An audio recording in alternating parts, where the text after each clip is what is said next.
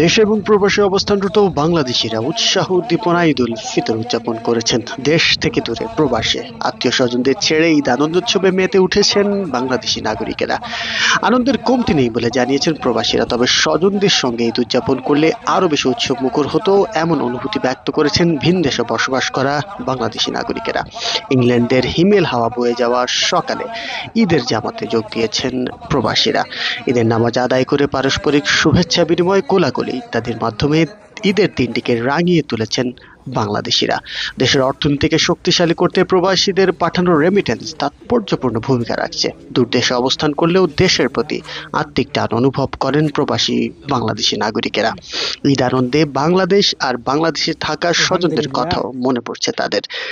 বাংলাদেশিরা একত্র হয়ে ঈদের দিন উদযাপনে বাংলাদেশের আমেজ ধরে রাখতেও সচেষ্ট। সব মিলিয়ে ঈদের দিন প্রবাসীও যেন দেখা মিলল এক টুকরো বাংলাদেশের।